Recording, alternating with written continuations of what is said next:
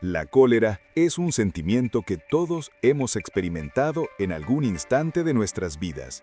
Puede surgir como una reacción a la frustración, la injusticia o incluso el sufrimiento. No obstante, si no se maneja de forma apropiada, la cólera puede transformarse en una potencia destructiva que perjudica nuestra salud, nuestros vínculos y nuestra calma interna. ¿Sabías que la furia puede ser el adversario más peligroso para tu bienestar, para tu serenidad interior y a la vez un mentor inesperado que te enseña a dominar tus sentimientos? En este videoclip descubrirás cómo la sabiduría ancestral y las estrategias psicológicas contemporáneas pueden asistirte a convertir la cólera en un instrumento potente de desarrollo personal, alcanzando la placidez y la firmeza emocional para encarar cualquier obstáculo. Hoy analizaremos cómo dominar esta emoción cuando se manifiesta en 8 distintas circunstancias. Aprenderemos a transformar la furia en una energía constructiva que nos permita evolucionar y alcanzar un estado de equilibrio y sosiego. Comencemos. La cólera, cual flama que se enciende con rapidez, puede consumir la tranquilidad de nuestro espíritu. Cuando la furia se prolonga, se convierte en resentimiento. Y si sientes que cada vez que te irritas, te vuelves tan impetuoso como un vendaval, te invito a escuchar esta fábula. Una mañana, un anciano sabio meditaba con su nieto acerca de la existencia. Conversaban sobre la contienda interna que todos afrontamos. El anciano relató: «En mi alma residen 2 lobos. Uno es albo, repleto de benevolencia, afecto y quietud. Solo combate cuando es imprescindible, para resguardarse a sí mismo o a otros. El otro lobo es oscuro, violento y colmado de furia, dispuesto a luchar ante cualquier provocación, generando desorden y aflicción. Esa misma pugna sucede dentro de ti y de todos los seres humanos del planeta». Tras un lapso de silencio, el nieto inquirió: «¿Cuál de los 2 lobos triunfará en esta batalla y permanecerá en tu alma?». El abuelo, con una sonrisa, contestó: «Ambos, si los mantengo en armonía. Nutrir únicamente al lobo albo haría que el oscuro, oculto, atacara con vehemencia en el momento menos previsto. Pero si solo alimento al lobo oscuro, su capacidad aniquiladora se desbordará cuando menos lo espere. Debo alimentar a los 2, para que convivan en concordia. El lobo oscuro posee atributos que también requiero. Es sagaz, tiene sentidos más finos y percibe en la penumbra. Si ambos están satisfechos, no habrá necesidad de riña y podré optar por cuál utilizar según la ocasión. De esta manera, lo que te molesta te inculca paciencia. Quien te abandona te enseña a ser fuerte por tu cuenta. Aquello que te enfurece te invita a disculpar y a ser compasivo. Lo que te priva de poder te enseña a recuperarlo. Todo lo que detestas te orienta hacia el amor incondicional. Lo que te atemoriza te revela la valentía escondida en tu interior. Y lo más crucial, aquello que no puedes dominar te enseña a liberar. Cuando experimentes cólera, regresa a tu interior. Acoge ese sentimiento y asume la responsabilidad por él. No pronuncies ni ejecutes nada en un estado de furia, pues cualquier vocablo o acto bajo el dominio de la ira pueda estropear lo que valoras. Recuerda que la auténtica fortaleza no reside en dominar a los demás, sino en dominar tu propio corazón. Con frecuencia, la crítica injustificada despierta en nosotros una furia que parece indomable. Pero, ¿cómo reaccionar ante estas circunstancias sin perder la serenidad interna? En el budismo, se instruye que la mente es como un estanque sosegado. Cuando alguien arroja una piedra de crítica en ese estanque, la reacción natural son las ondulaciones que se forman en la superficie. Estas ondulaciones son como nuestra respuesta emocional inmediata. La práctica consiste en observar esas ondas sin ser arrastrado por ellas. En términos psicológicos, esta aptitud de autoobservación es lo que se denomina distanciamiento cognitivo, una destreza que nos permite contemplar nuestros sentimientos sin ser subyugados por ellos. Al cultivar esta aptitud, nos convertimos en dueños de nuestras reacciones y no en esclavos de ellas. En la China antigua, un monje fue acusado sin razón de sustraer un valioso manuscrito. Aunque sabía que era inocente, optó por no defenderse ni enfadarse, sino por mantener su placidez y proseguir con su rutina diaria. Días después, se descubrió al verdadero culpable y el manuscrito fue restituido. Cuando le preguntaron al monje por qué no se había defendido, él replicó: «La verdad siempre se revela. Al igual que el agua límpida, solo hay que aguardar a que el sedimento se asiente para que la pureza se manifieste». Así, el monje demostró que la paciencia y la calma son más poderosas que cualquier defensa precipitada. Por su parte, Epicteto nos recuerda que no son los sucesos los que nos alteran, sino nuestra interpretación de ellos. Si conservamos la ecuanimidad y no permitimos que la crítica nos atraviese como un dardo, entonces nos convertimos en los verdaderos amos de nuestros sentimientos. Al igual que el mármol resiste el transcurso del tiempo, nuestra mente debe resistir el impacto de las palabras ajenas. Cuando alguien te censura injustamente, en lugar de reaccionar con cólera, imagina un escudo que detiene esas palabras antes de que te alcancen. Recuerda que la crítica revela más sobre el otro que sobre ti. Concéntrate en lo que puedes aprender de la situación y deja que el resto se desvanezca. En el ámbito laboral, los desacuerdos pueden desatar tempestades emocionales que nos apartan de la placidez. ¿Cómo convertir el conflicto en una ocasión de desarrollo? En el budismo, la paciencia es considerada como una de las virtudes más excelsas.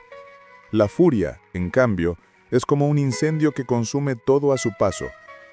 Cuando enfrentamos discrepancias, es vital recordar que la calma es como el líquido que extingue ese fuego. Desde una perspectiva psicológica, la regulación emocional es esencial para gestionar situaciones conflictivas. Reconocer nuestros sentimientos y regularlos nos permite actuar de forma más consciente y eficaz. En un convento zen, 2 monjes debatían sobre cómo organizar el jardín del templo. Uno deseaba seguir el diseño tradicional, mientras que el otro proponía un estilo más innovador. El abad, al notar que la disputa se intensificaba, los invitó a ambos a dedicar una semana al cuidado del jardín sin hablar. Durante ese periodo, ambos laboraron en silencio, respetando las ideas del otro y hallando un equilibrio entre tradición e innovación.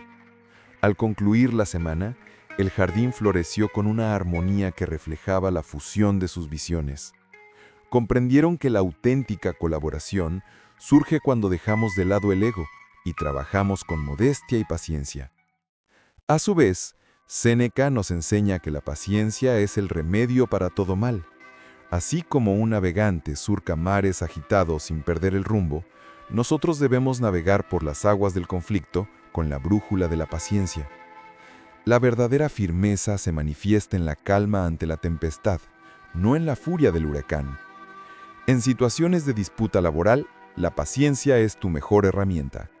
Antes de contestar a un correo o mensaje que te irrita, respira hondo, cuenta hasta 10 y responde solo cuando te sientas sereno.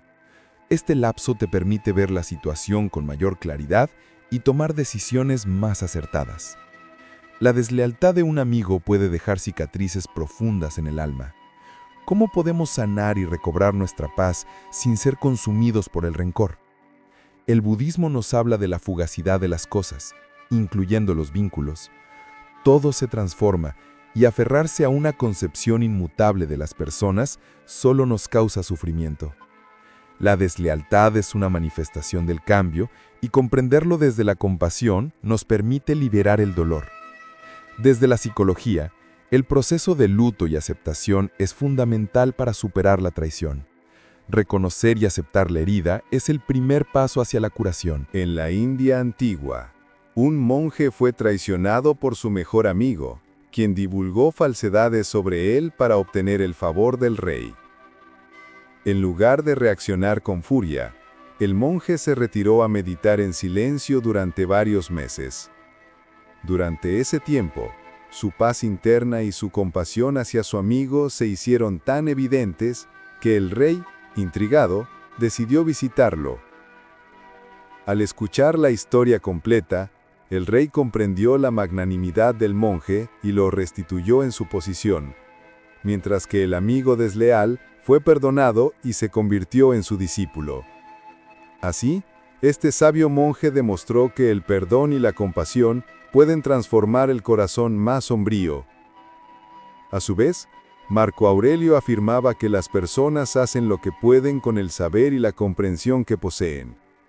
La deslealtad, vista desde esta óptica, es solo un acto de ignorancia o debilidad. El poder auténtico reside en no permitir que las acciones de otros nos arrebaten la paz interna. Como una montaña que se mantiene firme ante el viento, así debemos permanecer ante la traición. La cólera que emana de la deslealtad puede ser devastadora. Para evitar que este sentimiento te consuma, practica el perdón. No se trata de justificar la deslealtad. Se trata de liberarte del peso que esta carga representa. Al perdonar, te liberas y permites que la placidez retorne a tu vida. La impaciencia en el tránsito puede encender la chispa de la cólera en un instante. ¿Existe una manera de convertir estos momentos de frustración en oportunidades para ejercitar la calma? El budismo nos convoca a practicar la atención plena en cada momento. Cuando estamos atrapados en el tránsito, la mente tiende a divagar hacia pensamientos de frustración y cólera. La práctica de la meditación nos enseña a volver al presente y encontrar la serenidad en lo que simplemente es. Desde la psicología, la reestructuración cognitiva nos ayuda a reinterpretar situaciones estresantes de forma más optimista y menos reactiva. Un monje tibetano conocido por su paciencia vivía en un monasterio situado en lo alto de una montaña. Para llegar al poblado cercano, debía descender por un sendero estrecho y sinuoso. Un día, mientras descendía con otros monjes, encontraron a un mercader furioso porque su carreta se había atascado en el camino. El monje tibetano se aproximó con sosiego y, sin pronunciar palabra, comenzó a ayudar al mercader a mover la carreta. Después de un tiempo, el mercader se tranquilizó y se unió al esfuerzo. Al final, lograron liberar la carreta. El mercader, avergonzado, preguntó al monje por qué no se había enfadado. El monje sonrió y respondió: enfurecerse no movería la carreta. La paciencia y la acción, sí. De igual modo, Séneca nos aconseja que la vida es demasiado breve para malgastarla en la frustración. Cuando te halles inmovilizado en el tránsito, visualiza el camino como una metáfora de la propia existencia. A veces avanzamos velozmente, a veces nos detenemos. La clave está en aceptar cada instante como parte del recorrido, sin irritarnos por aquello que no podemos dominar. El tránsito puede desatar cólera rápidamente. En esos momentos, recuerda que no puedes controlar el tráfico, pero sí tu reacción. Modifica tu perspectiva. Aprovecha ese tiempo para escuchar un audiolibro, meditar o simplemente gozar del momento actual. Esta sencilla práctica transforma una situación frustrante en una ocasión de desarrollo. Te invito a permanecer hasta el desenlace de este videoclip, donde exploraremos cómo la furia impacta profundamente tu organismo y tu mente, y descubrirás tácticas poderosas para convertir este sentimiento en una fuente de equilibrio y bienestar. No te lo pierdas, tu salud y placidez interna te lo agradecerán. Las disputas familiares pueden ser como tormentas que amenazan con romper los lazos más sólidos. ¿Cómo podemos manejar estas circunstancias con afecto y empatía? La familia es como un campo de entrenamiento espiritual. En el seno familiar se ponen a prueba nuestras habilidades de compasión, paciencia y amor incondicional. Desde la psicología, se comprende que las dinámicas familiares están cargadas de sentimientos acumulados. Por eso es crucial aprender a comunicarnos desde un lugar de empatía y respeto, en lugar de reaccionar impulsivamente. En un templo zen, residían dos hermanos monjes que constantemente discutían sobre la herencia de su padre fallecido. El maestro del templo, al percibir la discordia, les entregó a cada uno una pequeña piedra y les solicitó que la cuidaran como si fuera un tesoro. Durante meses, ambos hermanos llevaron las piedras consigo, aprendiendo a valorar lo que poseían en lugar de lo que habían perdido. Un día, el maestro les pidió que depositaran las piedras en el río cercano, simbolizando la liberación del apego y el resentimiento. Desde entonces, los hermanos entendieron que la paz en el alma es más valiosa que cualquier patrimonio material. Como decía Epicteto, tenemos 2 orejas y una boca para escuchar el doble de lo que hablamos. En las disputas familiares, la sensatez radica en saber cuándo callar y cuándo hablar. La auténtica firmeza se demuestra en la capacidad de contener nuestras palabras y seleccionar aquellas que construyen puentes, no barreras. En discusiones familiares, la cólera puede escalar con rapidez. En lugar de dejarte llevar por el sentimiento, practica la escucha activa y la comunicación empática. Intenta comprender la perspectiva del otro antes de replicar. Al hacerlo, puedes convertir el conflicto en una ocasión de entendimiento y fortalecimiento de vínculos. Ante las injusticias sociales, es sencillo dejarse llevar por la indignación. ¿Cómo encauzar esta furia hacia acciones constructivas que promuevan el cambio? El budismo enseña la compasión como respuesta a la injusticia. No se trata de aceptar pasivamente las injusticias, sino de actuar desde un lugar de afecto y no de aversión. Desde la psicología, el activismo saludable se fundamenta en encauzar la frustración hacia acciones constructivas que promuevan la transformación y no el caos. En la India antigua, un grupo de monjes encontró a una comunidad de labradores oprimidos por un terrateniente. En lugar de enfrentarse a él con violencia, los monjes decidieron instruir a los labradores a cultivar mejor la tierra, a organizarse y a educarse. Con el tiempo, la comunidad se volvió autosuficiente y potente, lo que hizo que el terrateniente los dejara en paz. Los monjes demostraron que la auténtica justicia no siempre se logra con confrontación, sino con la educación y la firmeza interna que empodera a los oprimidos. Al respecto, Marco Aurelio nos recordaba que somos parte de un todo mayor, una sociedad interconectada. Ante las injusticias, el verdadero estoico no se queda inmóvil ni indiferente. En lugar de ceder a la cólera ciega, utiliza esa energía para hacer el bien, recordando que tus actos deben ser un reflejo de la virtud y la razón. Como un arquero que afina su puntería antes de disparar la flecha, dirige tus esfuerzos con precisión hacia la justicia, sin permitir que la furia nuble tu juicio. La cólera frente a las injusticias sociales es natural, pero es vital encauzarla de modo constructivo. Participa en acciones que promuevan la transformación. Instruye a otros y usa tu voz para marcar una diferencia. La furia bien dirigida puede convertirse en una potencia poderosa para el bien. A veces somos nuestros peores jueces, castigándonos por cada equivocación. ¿Cómo podemos aprender a ser compasivos con nosotros mismos y convertir nuestros errores en lecciones?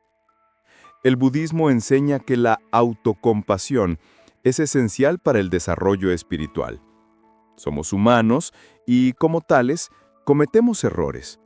La clave está en no identificarnos con ellos, sino verlos como ocasiones de aprendizaje. Desde la psicología, la autocompasión implica tratarse a uno mismo con la misma benevolencia y comprensión que ofreceríamos a un amigo estimado. Esto nos ayuda a recuperarnos más rápidamente de nuestros errores y a evitar el ciclo autodestructivo de la culpa y la vergüenza. En un monasterio de Japón, un joven monje derramó por accidente una taza de té sobre un valioso manuscrito. Aterrorizado por su equivocación, pensó en huir. El maestro, al enterarse, le solicitó que trajera el manuscrito arruinado y lo colocara en el centro de la sala de meditación. Luego, invitó a todos los monjes a reflexionar sobre sus propias equivocaciones mientras observaban el manuscrito. Al final, el maestro dijo: "Un error no se esconde, se acepta, se aprende de él y se sigue adelante". Desde ese día, el manuscrito sirvió como un recordatorio constante de que la perfección no es el objetivo, sino el crecimiento a través de la aceptación de nuestras imperfecciones. La cólera hacia uno mismo puede ser un obstáculo para el progreso. En lugar de castigarte, practica la autocompasión.